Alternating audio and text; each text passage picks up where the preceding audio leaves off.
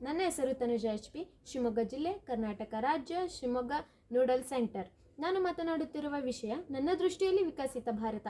ನಮ್ಮ ದೇಶದಲ್ಲಿ ಭ್ರಷ್ಟಾಚಾರ ಎಂಬುದು ಹೆಚ್ಚುತ್ತಿದೆ. ಅದರಿಂದ ಎಷ್ಟೋ ಜನ ಬಡವರು ತಮ್ಮ ಆಸೆಯನ್ನು ತ್ಯಾಗ ಮಾಡುತ್ತಿದ್ದಾರೆ ಹಾಗೂ ತಮ್ಮ ಪ್ರಾಣವನ್ನು ಸಹ ಕಳೆದುಕೊಳ್ಳುತ್ತಿದ್ದಾರೆ. ಅದರಿಂದ ನಮ್ಮ ದೇಶವನ್ನು ಭ್ರಷ್ಟಾಚಾರ ಮುಕ್ತ ದೇಶವನ್ನಾಗಿಸಬೇಕು. ಮತ್ತು ಹೆಣ್ಣಿಗೆ ಸ್ವತಂತ್ರ ಸಿಕ್ಕಿದೆ ಎಂದು ಹೇಳುತ್ತಿದ್ದಾರಷ್ಟೇ, ಆದರೆ ಒಂದು ಹೆಣ್ಣು ಒಂಟಿಯಾಗಿ ಅಡ್ಡಾಡುವ ಹಾಗಿಲ್ಲ. ಅತ್ಯಾಚಾರ ಎಂಬುದು ಈಗ ತುಂಬ ಹೆಚ್ಚಿದೆ. ಅದರಿಂದ 2047 ಹೊತ್ತಿಗೆ ನಮ್ಮ ಭಾರತದಲ್ಲಿ ಹೆಣ್ಣು ಸಹ ಒಂಟಿಯಾಗಿ ಓಡಾಡುವ ರೀತಿಯಲ್ಲಿ ನಮ್ಮ ಭಾರತವನ್ನು ನಾವು ಬದಲಾಯಿಸಬೇಕಿದೆ. ಶಿಕ್ಷಣ ಮತ್ತು ಚಿಕಿತ್ಸೆ ಎಂಬುದು ಬರೀ ಶ್ರೀಮಂತರ ಸ್ವತ್ತಾಗಿದೆ, ಅದು ಬಡವರಿಗೂ ಸಹ ಉತ್ತಮವಾಗಿ ದೊರಕಬೇಕು. ಜಾತಿ ಭೇದ ಎಂಬುದು ನಗರಗಳಲ್ಲಿ ಹೋಗಲಾಡಿಸಲಾಗಿದೆ, ಆದರೆ ಇನ್ನೂ ಕೆಲವು ಹಳ್ಳಿಗಳಲ್ಲಿ ಅದು ಇನ್ನೂ ನಡೆಯುತ್ತಿದೆ. ಅದನ್ನು ನಾವು 2047 ಹೊತ್ತಿಗೆ ಅದನ್ನು ಸಹ ಮುಕ್ತವಾಗಿಸಿ ನಮ್ಮ ದೇಶವನ್ನು ವಿಕಸಿತವಾಗಿ ನೋಡಬಹುದು.